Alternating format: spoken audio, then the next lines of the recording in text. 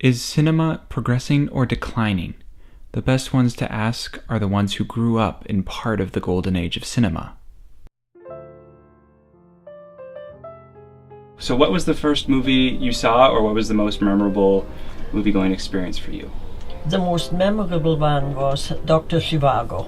First movie I saw in the theater was Love Story, and I was somewhere between, I'm thinking, 13 and 16.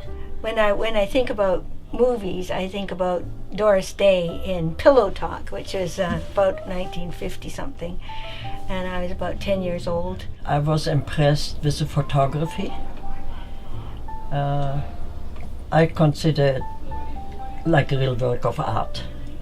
There were some specific scenes with daffodils at the edge of the forest, and they were swaying in the wind, and it was just beautiful. Another one that was very impressive to me, and also brought back a lot of thoughts about revolutions and wars, because I grew up in Europe and lots of stuff happened there. This particular scene was a train coming down the train track and the whistle blowing and the Bolsheviks on the train and the music, like this revolutionary kind of music.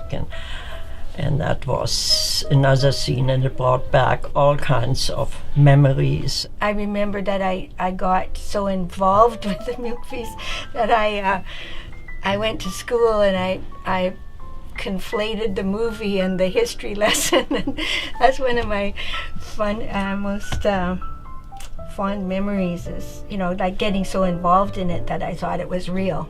What was the most recent movie that you saw that came out within the last, let's say, 10 years? I just saw a movie this week, and it was, I went to see it with my son, Blade Runner. And what did you think of that movie? Yeah, again there, I was expecting Blade Runner to have lots of characters, but it basically focused on Ryan Gosling's character. So there were a few main actors, so the story was fairly simple. How do you see the difference in terms of just how movies have progressed or gotten worse? I think probably when I saw Love Story, I think they did focus more on the actual story and the characters, so they had really good actors and actresses. And I think today's movies, there's a lot of computer graphics backgrounds, so when you're watching a movie today, you don't know how much of it is done in a room somewhere, and how much of it is really actual landscapes, and so I think they focus a lot on special effects. It definitely runs through my mind, is it worth going to a movie? That's why I am pretty selective.